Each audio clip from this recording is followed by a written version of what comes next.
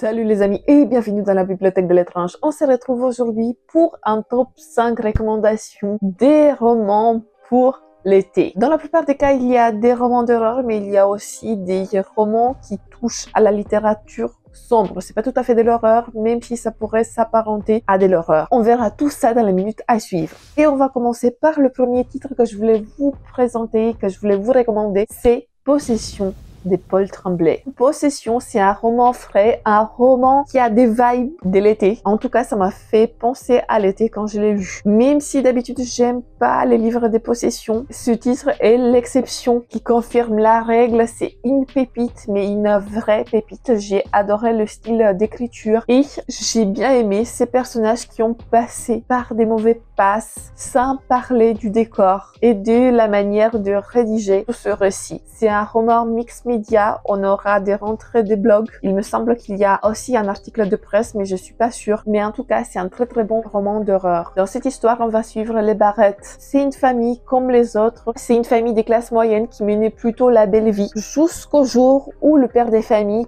perd son emploi. À partir de ces moments-là, les choses vont de mal en pire car l'aînée de cette famille, Marjorie, elle commence à développer des étranges symptômes. Est-ce que c'est de la schizophrénie? Est-ce que c'est de la possession? On ne sait pas. En tout cas, les Barrett, déjà assez mal, étant donné que le pilier de la famille a perdu son emploi, je parle du point de vue financier, ils sont encore plus mal. Ils vont du mal en pire car les traitements qu'on administre à Marjorie sont de plus en plus chers et ils donnent pas vraiment des résultats. La famille, elle a tout essayé, tous les médicaments possibles et inimaginables, tous les traitements possibles, mais on ne sait pas vraiment ce que Marjorie est là. On ne sait pas comment cette maladie, elle s'est déclenchée. On ne connaît pas les causes. Vraiment, on ne sait pas pourquoi elle est atteinte de ce mal. Mais les Barrett, là, mettons, ces moments précis, ils sont au bout du rouleau. Ils savent pas par où aller. Et à un moment donné, il y a une lumière au bout du tunnel. Il y a une émission télé qui leur propose un contrat, leur propose de filmer leur vie quotidienne, de mettre en avant le cas de Marjorie et en même temps les financer, en fait, financer le traitement de cette fille. Du coup, les Barrett, le père de famille, il consulte un peu sa femme, mais au final, il prend cette décision. Il s'est dit, ok, on va tout tester, on va tout donner pour notre fille. Et l'émission qui parle de la possession, qui parle des phénomènes paranormaux, va voir le jour.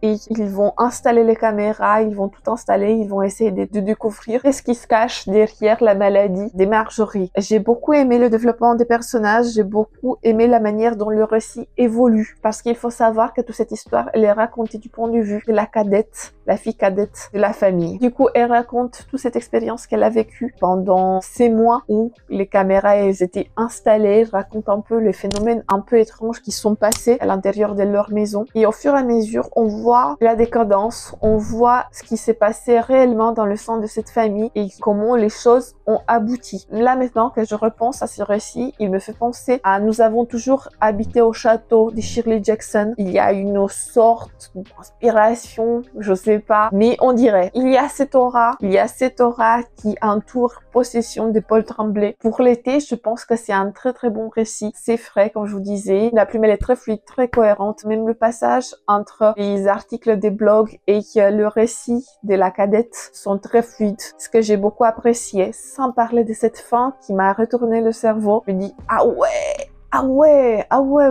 ok. Je comprends ce qui s'est passé et franchement, je vous recommande. Si vous cherchez un truc, une histoire d'horreur qui parle de la possession, n'hésitez pas. Ça prend le contre-pied des histoires de possession et j'ai trouvé que c'était original. C'était une histoire originale. Voilà, c'est tout ce que je peux vous dire. Je vous recommande Possession de Paul Tremblay. Le prochain titre que je vous recommande pour l'été, c'est My Best Friend Exorcism. C'est un récit parfait pour l'été parce que l'action, elle se passe dans cette période chaude de l'année. C'est rafraîchissant. Il y a beaucoup de références à la pop culture des années 80. Il y a tout cet imaginaire qui englobe l'histoire. On voit vraiment les références. On voit les musiques qui sont présentées. On voit les habits des personnages, les médias qu'ils regardaient, qu'ils écoutaient. On a des références à Jurassic Park. On a des références à Madonna et à ce style coloré des années 80. Franchement, j'ai beaucoup aimé cette histoire. Comme je vous disais, la plume, elle est très fluide, même si l'écriture des Grady Hendrix n'est pas la meilleure que j'ai pu lire jusqu'à présent. Pour l'instant, j'ai lu juste ce récit, mais en fait, sa plume, elle est, comment dire, elle est pas gracieuse, elle est pas bien détaillée, mais elle s'applique parfaitement pour ce récit parce que c'est un récit où on met en avant deux jeunes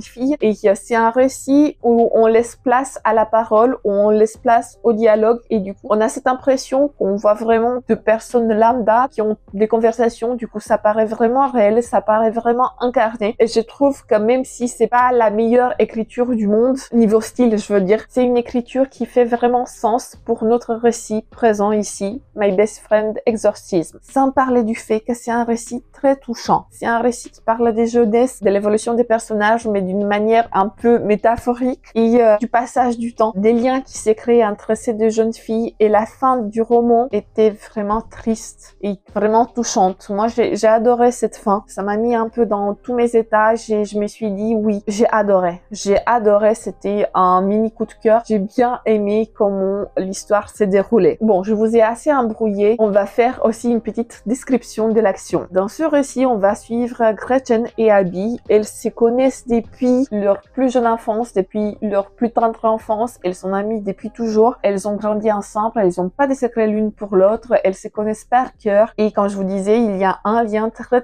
fort qui les unit. Elles sont vraiment les meilleures amies du monde. Elles sont des best friends. Cependant, il y a un certain événement qui va se passer lors de l'été, et Gretchen, elle va subir des changements. C'est pas trop visible pour le reste du monde, mais pourtant, Abby, qui la connaît par cœur, elle se rend compte que quelque chose ne va pas, que quelque chose cloche. Depuis cette fameuse soirée, Gretchen, elle n'est pas elle-même. Et Abby est la seule à se rendre compte, et la seule à pouvoir l'aider. Elle va essayer de prendre les choses en main, et elle va faire face au comportement destructeur de Gretchen. Parce que Gretchen, au-delà qu'elle devient un peu méchante du jour au lendemain, elle a des comportements destructeurs vis-à-vis de tous ceux qui l'entourent. Pas seulement vis-à-vis d'Abby, mais aussi vis-à-vis des deux autres potes, et aussi d'un de ses professeurs d'école. Et les crasses qu'elle va faire sont immondes, sont indescriptibles, parce qu'elle va détruire la vie de plusieurs personnes, et elle va détruire la vie de sa meilleure amie. Elle pense pas aux conséquences, elle pense pas aux conséquences de ses actes, elle pense pas à ce qui pourra arriver à Abby dans l'école où elles sont. Elle pense vraiment pas aux conséquences, et elle a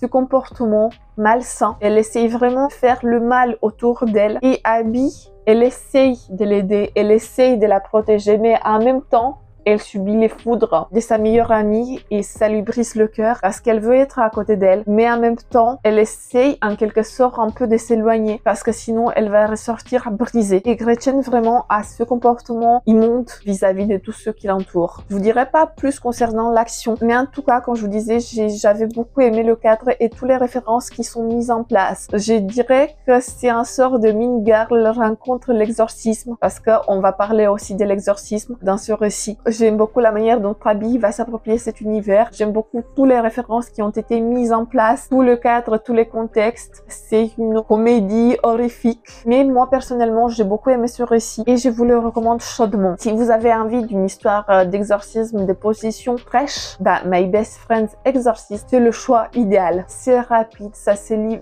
vraiment facilement. Vous vous posez tranquillement avec votre boisson à côté et vous sirotez, vous lisez en même temps et vous allez passer un agréable moment de lecture. Je peux que vous recommander ce titre. Le prochain titre que je vais vous recommander et qui m'a brisé le cœur, c'est L'été où tout a fondu de Tiffany McDaniel. Cette autrice, à chaque fois quand elle écrit un roman, elle me brise le cœur, elle l'éparpille, elle me donne un effet de tristesse et de douleur, un sentiment de dépression et d'abandon. Je sais pas comment vous l'expliquer, mais sa plume, elle est tellement profonde, tellement poétique et elle a un effet instant sur mon mental. En vérité, si vous n'êtes pas dans une bonne passe de votre vie, lisez-le plus tard. Lisez-le quand même, mais lisez-le plus tard parce qu'il va vous donner encore plus de tristesse et il va vous donner ces émotions contradictoires, mais ces émotions qui vous serrent le cœur, qui vous font ressentir des aiguilles dans le cœur. Sa plume, elle est envoûtante. Les deux romans que j'ai lus, Betty et L'été où tout a fondu, c'était des coups de cœur exceptionnels. Ils m'ont vraiment atteint et ils m'ont vraiment parlé. Et je pense que ça pourrait vous parler également. Dans ce ce récit, on va suivre l'histoire des deux garçons qui vont se lier d'amitié. Le procureur de la ville qui s'appelle Autopsy Bliss. Il écrit à un moment donné une lettre dans le journal en invitant le diable dans sa contrée. Quelques jours plus tard, un petit garçon de couleur, un petit garçon noir avec des yeux verts transperçants va apparaître et il va raconter à tous ceux qui veulent l'entendre que lui, c'est le diable. Du coup, le procureur Autopsy, il va les prendre sur son aile afin de trouver ses parents. Il va pas croire une seule seconde que lui, c'est le diable et il va ramener dans sa famille. Là-bas, notre petit garçon qui s'appelle Sal va se lier d'amitié avec le fils du procureur. Il va se lier d'amitié avec Fielding et il y aura une relation fusionnelle. Les deux garçons vont devenir les meilleurs amis du monde durant tout cet été. Et les événements qui vont se passer dans cette contrée après l'apparition de ce garçon dans la vie de Fielding vont prendre une tournure tragique. Bien que les Bliss ne pensent pas une seule seconde que Sal est le diable en personne, ils savent que c'est un garçon très intelligent, ils savent qu'il n'a pas de famille et du coup ils le gardent chez eux. Mais pourtant, la ville, le reste de la ville, y croient. Ils sont instigés par le voisin des Fielding, par le voisin des Bliss et il y a toute une sorte de psychose qui va s'installer dans cette bourgade et les événements vont s'enchaîner et pas dans le bon sens. Parce que les habitants, ils vont vraiment croire que Sal, c'est le diable et ils vont avoir des réactions et des gestes déplacés envers lui. C'est tragique. Franchement, cette histoire est vraiment tragique et en plus, l'autrice, elle aborde des thématiques très fortes et très complexes. Elle aborde des thématiques comme l'amitié, comme le racisme, comme l'homophobie, les préjugés et elle l'aborde d'une telle manière que le lecteur devient abasourdi. Lors de ma lecture, j'étais happée, j'étais envoûtée par tout ce qui se passait à l'intérieur de ce roman. Sans parler de cette fin. Mais cette fin, elle est horrible. Tiffany McDaniels, elle réussit toujours son coup. Elle part d'un principe qui se veut plus ou moins joyeux et elle arrive vers une histoire tragique qui brise le cœur du lecteur, tout simplement. C'est magique ce qui se passe, mais c'est triste. C'est vraiment triste et personnellement, j'ai adoré cette histoire et je vous recommande L'été où tout a fondu de Tiffany McDaniels. Et on va rester dans le même mood parce que le prochain titre que je vous recommande se ressemble un peu à L'été où tout a fondu. Je vais vous parler du Diable tout le temps. Le Diable tout le temps, c'est un roman sombre, c'est un roman noir, c'est un roman quelque sorte d'horreur qui nous parle de la nature humaine et de tout ce que les humains sont capables de faire juste pour le plaisir ou juste pour se démontrer certaines choses. Dans cette histoire, on va suivre l'action qui se déroule sur plusieurs décennies et on va s'intéresser à plusieurs protagonistes dont les destins sont liés d'une manière ou d'une autre. À un moment donné, ces personnages vont se rencontrer dans des situations distinctes et ils vont faire des choix déterminants pour leur avenir. C'est un roman qui nous parle de l'amour, de la tristesse, de la vie d'être un être humain. Si je devais juste vous le pitcher en une seule phrase, je dirais juste que c'est un roman qui creuse à l'intérieur de la nature humaine. Bon, je ne vais pas vous laisser juste sur cette phrase, je vais vous faire un petit résumé si j'arrive. Parce que c'est tellement complexe et les histoires englobent plusieurs personnages. Dans ce récit, comme je vous disais, on va suivre plusieurs protagonistes. On a d'un côté un père de famille qui va tout essayer pour soigner sa femme, à tel point qu'il va délaisser son enfant, il va l'entraîner dans une spirale de folie et des croyances qui va s'avérer destructrice. On va suivre également un couple, pas comme les autres, un couple dont la noirceur de l'âme est inégalable par tout ce qui se passe dans cette contrée et dans la continuité de cette idée. On va s'intéresser à un sort de prédicateur qui a l'impression qu'il pourra ranimer les morts et à son compagnon qui est un fauteuil roulant et qui joue de son instrument à côté lors des représentations de son ami. Les destins de ces protagonistes vont se croiser. Le dénouement va être rempli de tristesse et de douleurs. C'est un roman mélancolique, c'est un roman dur qui met en avant une vie qui n'est pas facile. C'est un roman qui nous fait en quelque sorte perdre la foi et la retrouver sur certains aspects. C'est un roman que je vous recommande. Franchement, lisez-le. Le Diable tout le temps, c'est un roman que moi je vous recommande pour l'été. Et le dernier roman que j'aimerais vous recommander pour cet été, c'est Marche ou crève de Stephen King. Oui, toujours le papa Stevie, il doit être là parce que c'est mon auteur préféré et je fais ses recommandations comme je le désire. Bon bref, Marche ou crève. Marche ou crève, c'est un roman assez spécial, c'est un roman qui a été écrit sous le pseudonyme de Richard Bachman et c'est assez assez différent de ce que Stephen King écrit en général. Ici, on a une sorte de critique des systèmes totalitaires et de ce qu'elles pourront engendrer pour l'humanité si on pourra leur laisser libre cours de s'installer et de s'immiscer dans la vie des citoyens. Tout au long du récit, on suit une compétition qui s'appelle la Longue Marche. C'est une compétition meurtrière où le sang va couler à flot. Parce qu'en fait, à la fin de cette compétition, il y aura un seul gagnant, un seul garçon, un seul représentant des États-Unis qui va survivre. Et à la toute fin, quand il va rester l'unique et le seul gagnant, il pourra demander tout qu'il désire.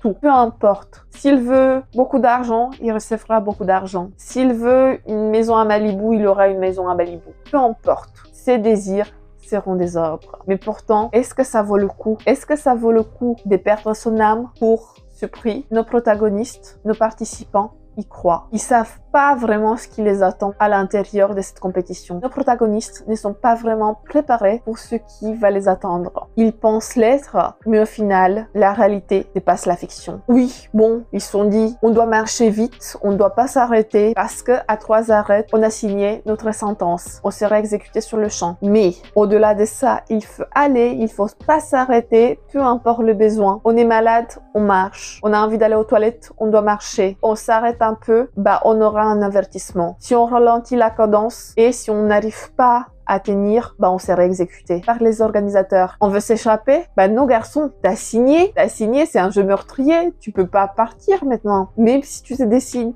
à un moment donné lors de cette course que tu veux renoncer, bah non, tu renonces, bah tu meurs. C'est ça la triste réalité de la Longue Marche. Et Garrity, notre protagoniste principal, il savait pas vraiment en quoi il s'embarquait. Bon, il pensait que ça va être dur, mais pas si dur que ça. C'est une histoire d'amitié, une histoire qui brise le cœur parce que les garçons qui sont pris dans cette spirale infernale ne vont jamais ressortir indemnes. Le plus triste, c'est qu'ils vont se lier d'amitié, mais leur amitié va être des cours d'oreilles. Il y a des moments joyeux, il y a une scène avec les pastèques où ça rendrait un peu la course un peu plus facile, où il y avait une petite lueur d'espoir, il y avait un petit moment de bonheur, et après, la tristesse prend le dessus. Parce qu'on sait que ces garçons ne vont pas sortir indemnes et on s'attache à eux, on apprend à les aimer, on apprend aussi à les détester pour certains d'entre eux et on veut leur bien, on veut qu'ils arrivent à s'en sortir gagnants. Mais pourtant, il y a un qui sort gagnant, bah les autres, c'est la défaite assurée et du coup c'est la mort assurée. Comme je vous disais, c'est un roman différent de ce que King a l'habitude de nous écrire. C'est un roman qui se veut critique de certains aspects de la société et c'est un roman qui m'a touchée personnellement. J'ai beaucoup aimé. Je sais qu'il y a pas mal de personnes qui ne l'aiment pas, mais pour moi c'est un très très bon roman de Stephen King et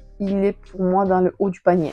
Voilà ce qui est de mes recommandations des livres d'horreur. Mais pour autant, comme d'habitude, je vais vous faire un petit bonus, un petit manga d'horreur cosmique. Je parle ici des Censors de Junji Ito. Comme pour Stephen King, celui-là, il ne fait pas l'unanimité, mais moi, je l'adore. Il fait partie de mes mangas préférés de Junji Ito parce qu'il s'agit d'un titre d'horreur cosmique. Il y a cette aura Lovecraftienne qui pèse au-dessus, cette aura que j'aime beaucoup et je pouvais pas me détacher de ce récit, je pouvais pas le laisser derrière moi, il est resté avec moi et je l'aime beaucoup. Dans cette histoire, on va suivre une très belle femme qui se promène dans une bourgade. Elle s'appelle Kyoko Byakuya. Et en faisant sa promenade tranquille, elle va tomber sur des gens qui vont vouer un culte au dieu Amagami. Cette rencontre, elle va être bizarre, mais ce qui va être encore plus bizarre, c'est le fait qu'il y a des filaments qui vont commencer à tomber du ciel. Le village, le Batlan, il va être recouvert de ces filaments qui rappellent en quelque sorte des cheveux. Et tous les habitants meurent, à l'exception de Kyoko Byakuya qui était de passage. Kyoko, cette jeune femme, elle va se retrouver au milieu du tourment. Kyoko est la seule survivante de cette tombée des filaments et elle va se retrouver dans l'œil du cyclone parce que les événements ne sont pas si simples que ça. Ils vont pas s'arrêter là. Les choses bizarres vont continuer et Kyoko est l'axe de tous ces événements. Comme d'habitude, les planches de Junji Ito sont absolument magnifiques. Je trouve qu'il a affiné encore plus son style et cela donne encore plus de beauté à ses planches. J'ai beaucoup aimé les découpages, j'ai beaucoup aimé l'histoire, les dessins. Tout a été parfait pour moi dans cette histoire et je ne peux que vous recommander Censors de Junji Ito. Si vous aimez les histoires d'ordre cosmique, bah testez-le. Après, comme je vous disais, ce titre il ne fait pas l'unanimité, c'est un titre assez perché. Soit vous aimez pas, mais en tout cas, je vous le recommande. recommande chaudement. Voilà les amis, c'est tout pour aujourd'hui. C'est toutes les recommandations que je voulais vous donner pour cette période de l'été. N'hésitez pas à me dire dans les commentaires si vous avez lu déjà un de ces titres ou si un de ces titres vous donne envie. En tout cas, je vous fais plein de bisous. Que les chats soient avec vous. Ciao tout le monde. Bisous bisous.